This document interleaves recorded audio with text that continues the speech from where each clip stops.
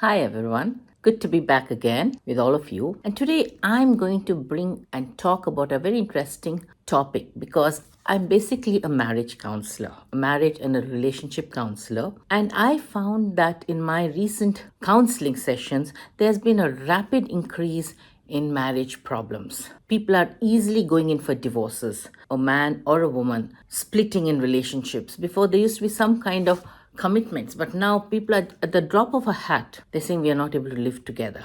So I felt very briefly in this particular reel, I'm going to just talk about a few things. If we keep in mind, believe me, marriages work. It cannot be a feeling my next marriage will work or my third marriage will work. No, they will all go down the drain unless we keep certain things in mind. So let's talk about what is this institution of marriage that can be a lovely experience to every family, every couple. You know, as they say, the most two important pillars in society are family and school. As long as they are stable, as long as they're upright, society is stable. The society disintegrates when the first pillar, that is family, shows cracks. And of course, the next pillar, school, starts showing cracks where there's no safety for children, where no one understands each other. So, here I'm only going to talk to you about family. So, the first important pillar of society that keeps it standing strong is family. So, when we look at a family, what is family? Family is a marriage followed by children, relationship with your parents, with your siblings, with relatives. That is family. Family is not just you, me, and the children. Family is all about this. So, but the most important thing in this is the first family, the first priority is given to your immediate family, which could be you, your husband or wife, and your children. They are the immediate priority to be given. After which, all the others will be taken care of, but do not neglect them. That's important because it breaks. The family unit shouldn't break. So, when I talk about this, there are a couple of things, let's keep it in mind. First, I would say is commitment. What is commitment? Commitment is nothing but showing that you care. It's an unspoken and a spoken agreement to say, I am committed in a relationship with you. When we take the vows, whether it's the Christian vows or the Hindu vows or the Muslim vows, every religion has that. Spoken agreements and unspoken agreements that we are going to be true to each other. Keep that in mind. It's tough sometimes, but yes, if we decide to fight against the external effects, marriage works. So, first is commitment. Now, second thing I would say is partnership. Marriage is nothing but a partnership. What does partnerships do? In a corporate sector, partnership means what? Working towards a common goal. All are involved in that. It's a project. So, similarly, consider your marriage, consider your relationship, even if it's a live in relationship, as a partnership where you share goals, where you talk about this, and only through mutual support you achieve those goals. You keep going through life achieving those goals. Marriage works.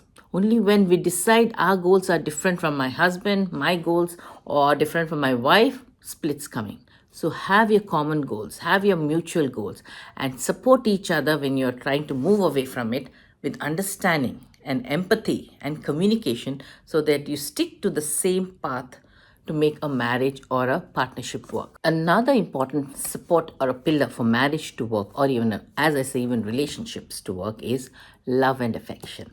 Ensure that there's love and affection in the love. I'm not just talking about the sexual desire or things, that's important too. But there should be a basic affection, basic love between the two partners. It could be expressed in terms of emotional expressions like a hug. It's not about bringing expensive gifts. Even that little thoughtful gesture of yours, even that little thing, like if you are late in work and you call back and tell your wife, I'm a little busy, eat and chill and sleep. That's the emotional connect. A husband or a wife expects that. For a husband, if a man comes home tired, instead of questioning him and instead of saying, why are you late and why is always this happening? We could not go for that wedding today because it's a weekend and all.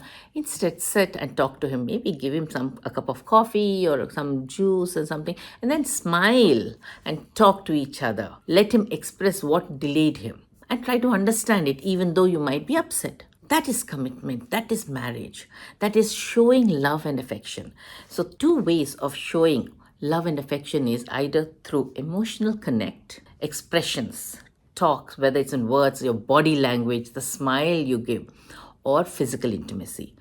Do not neglect the second part, that is physical intimacy. That is very important, equally important, if not more, for any marriage or any partnership to work. So keep these two in mind. Another pillar for a marriage or any relationship to work is shared responsibility. Both of you might be working. Today, in special today days, both the woman and the man are working. So share your responsibilities. It's no longer a woman's frame of work and a man's frame of work. Like I get the money and you jolly take care of the house. It's a mutual thing. I do this, you do this. If you're not able to do this, I carry on with your work. So if it's shared responsibility, you show care. You show an emotional connect. Whether it's shared responsibility in housework, finances, ladies, if you're working, a little bit of help financially will make the man, your husband, feel that you care for the running of the house. Financial responsibility and parenting. Both of you, that's most important in any marriage to work, especially with family to work. Both of you be on the same page when you are parenting. If there's some disciplining to be done, be on the same page. Even if you don't like what your spouse is doing, do not interact there. Afterwards, you can talk about it and take a decision as to how to further deal with the problem. But interrupting, saying something totally different to what your husband is saying or what your wife is saying, gives a very wrong idea to the children and they make use of it. So when it comes to parenting, finances, how you behave with your parents, everything is through mutual agreement and support to each other. You know what's the most beautiful thing in a marriage? And this is as compared to a living relationship is legal and social recognition. You're recognized, you're given that societal respect. It's not only in India or Asian countries, everywhere in the West too. Marriage gives you a legal rights. You have rights. I'm not talking about property and things like that. Maybe you're richer than your spouse. I am talking about legal rights to go ahead with life with each other. A right to say no when you don't like it. A right to say yes when you like it. A right that we decide together everything, even if it's buying furniture for the family, for the house. These are the legal rights you receive and social recognition. As a married man, as a married woman, you are respected in society because you've kept this marriage going strong. And to make it strong, we need to work on it. Another important thing is it helps in growth. It helps in individual growth. In a marriage, if both of you, or in a relationship, if both of you help each other to grow, help each other to become smarter, help each other to remove the negative influences in your life through constructive criticism, not demeaning attitude, but through constructive criticism, if you can help each other to go personally, a good personal growth is involved and a mutual growth is involved.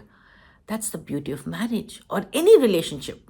That's the beauty of it because we help each other to grow together. And the last and not least, I would say it's the spiritual growth.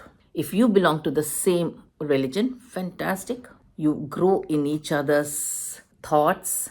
You pray together. You read your scriptures together. You listen to the similar songs. You bring your children into that fold. And in case you're belonging to different religion, no hassles. As long as you both have decided, it will never come in the way of our marriage or how we bring up our children. We are what we are, and the importance is you, me. Fantastic. That also works. So what I'm saying is marriage is all about taking a few decisions in life and trying to follow it up. It's tough when you're fighting with each other, when there's conflict. I'm not talking about immediate after marriage. Say after 5 years, 6 years, you get tired of each other. But if you take the decision, I took a decision that we will talk about it. We will mutually resolve this conflict. So we are going to sit together and talk. It works. So keep this in mind, ladies and gentlemen. Marriage is for keeps. Some people say, I wish it's a contract, 15 years. And then down the lane, we have the ability to say, maybe we continue with it or maybe marry again. Great idea. But then there are children involved. They can't say, oh, the next contract issues another kind of parents. Maybe they'll be greater or maybe they are smarter. No, marriage is for keeps. Let's make it work because it's a beautiful institution. Believe me. The only thing is We work at it. Just like if we have a heavy body and want to slim down, we have to work at it. It doesn't come to us by taking pills and all. No, it will have side effects.